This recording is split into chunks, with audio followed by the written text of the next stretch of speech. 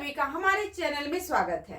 आज की इस वीडियो में हम लोग सीखने वाले हैं जीरो वाला घटाव। घटाव को इंग्लिश में सबट्रैक्शन कहते हैं।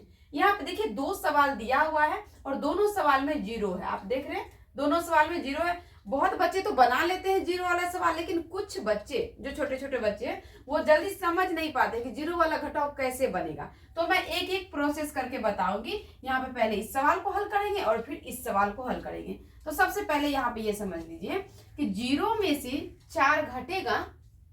घटेगा क्या? नहीं घटेगा। क्यों? क्योंकि यहाँ पे तो कुछ भी नहीं है, यहाँ तो जीरो है। अब ये क्या करेगा? 4 इसमें से मान के चलिए ये एक आदमी है, इसे 4 रुपए का सामान खरीदना है, लेकिन इसके पास एक भी रुपया नहीं है और इसको सामान कितना खरीदना है? 4 रुपये का सामान खरीदना है। तो ये क्या करेगा? हमें जरूरी है और हमें खरीदना भी है। तो हम क्या करेंगे? जब हमारे पास कोई मुसीबत आता है तो हम कहाँ जाते हैं?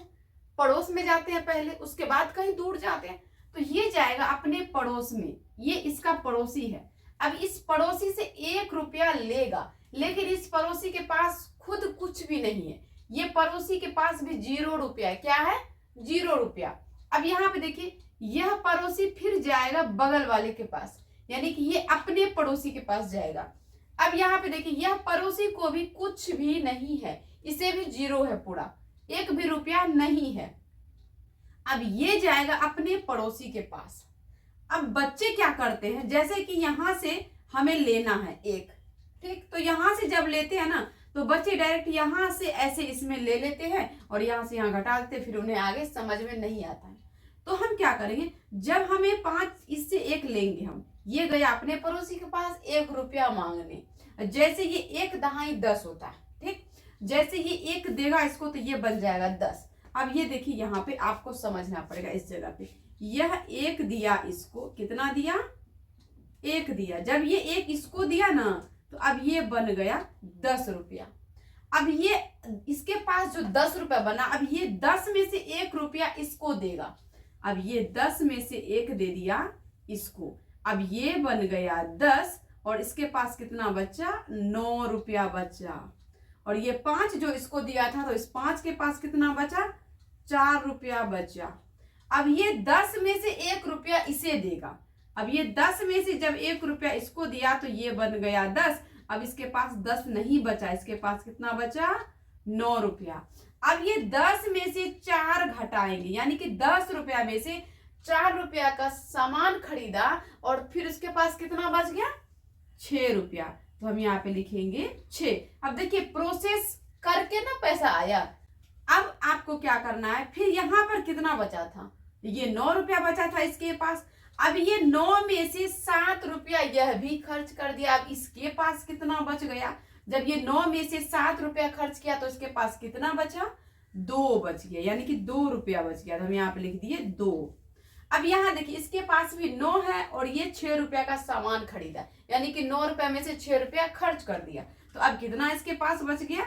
3 रुपया। तो यहाँ पे लिख दिए 3। अब यहाँ देखिए ये 4 रुपया इसके पास बचा था और 4 में से अब यह भी 2 रुपया खर्च कर देगा। ये 4 रुपया में से 2 रुपया खर्च कर देगा तो इसके पास कितना बच जाएगा? 2 रुपया। तो आप देखें कैसे हम इसको स्टेप बाय स्टेप बनाए।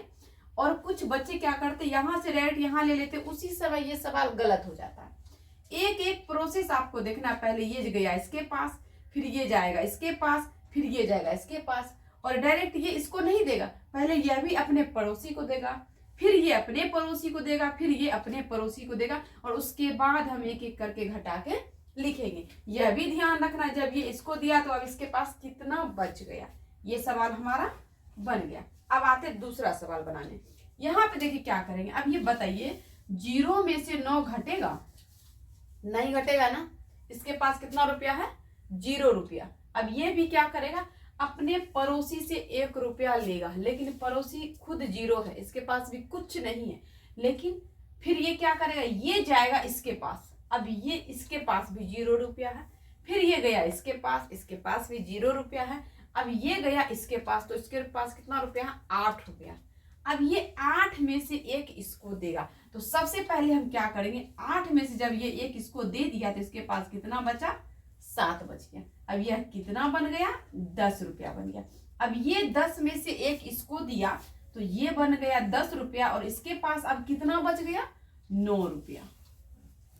अब ये 10 में से एक इसको दिया तो ये बन गया 10 रुपया और ये बन गया फिर से 9 रुपया। अब ये 10 में से एक इसको दिया तो यह बन गया 10 रुपया और इसके पास फिर 9 रुपया बच गया। अब ये 10 में से हम 9 रुपया खर्च किए, यानी कि 10 में से 9 रुपया का कुछ सामान खरीदे तो अब कितना बचा 1 रुपया बचा ना, हम यहाँ पे लिखते हैं 1। अब यहाँ 9 में से जब हम हमारे पास इसके पास 9 रुपया बचा हुआ है, मान के चलिए ये एक व्यक्ति है, इसके पास 9 रुपया बचा है और 9 रुपया का यह सामान खरीद लिया तो क्या हमारे पास कुछ बचेगा? कुछ भी नहीं बचेगा। 9 रुपया हम मार्केट लेके गए और 9 रुपया का सामान खरीद लिए, एक बिस्कुट खरीद लिए 9 रुपया का, ठीक, तो उसको सारा पैसा दे दिए हम। अब हमारे पास कितना बचा 0, यानी कि 9 रुपया था, 9 रुपया खर्च कर लिए, अब हमारे पास 0 बचा, 1 भी रुपया नहीं बचा। अब क्या करेंगे, फिर यहाँ पे देखिए 9 रुपया है और इसको 3 रुपया खर्च करना, यानी कि 9 रुपया में से हम 3 रुपया का कुछ सामान खरीदे, अब हमारे पास कितना बच जाएगा 6 रुपया, हम यहाँ पे लिखेंगे 6। अब यहाँ पर फिर देखिए क्या है, 9 रुपया में से यह 7 रुपया खर्च कर दिया, अब इसके पास कितना बचा 2 रुपया, हम यहाँ पे लिखेंगे 2। अब यहाँ देखिए कितना है 7 और ये 7 रुपया में से 5 रुपया खर्च यह भी कर दिया, अब इसके पास कितना बचा तो 2 रुपया बचा। अब यह भी सवाल हमारा बन गया। तो इसी तरह जीरो वाला घटाव बनता है। यह आपको ध्यान में रखना है कि पहले ये इससे लेगा, फिर ये इससे लेगा, फिर ये इससे लेगा, इससे लेगा, ठीक, ये जाएगा।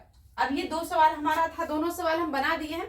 आपको ये ध्यान में रखना है, जब हमारे पास कोई भी मुसीबत आता है हम पहले पड़ोस में जाते हैं, ना कि दूर चले जाते हैं, हम पहले पड़ोस में जाते हैं, फिर वो अपने पड़ोस से पूछता है, फिर वो अपने पड़ोस से पूछता है। इस तरीके से घटाव बनता है जीरो वाला, और जीरो वाला घटाव तो सबसे ज्यादा आसान है। तो बच्चों, अगर आपको इस सवाल समझ में आ गया तो वीडियो को लाइक करें, और इस वीडियो को आप फेसबुक पर देख रहे तो पेज को फॉलो करें, और यूट्यूब पर देख रहे तो चैनल को सब्सक्राइब करें।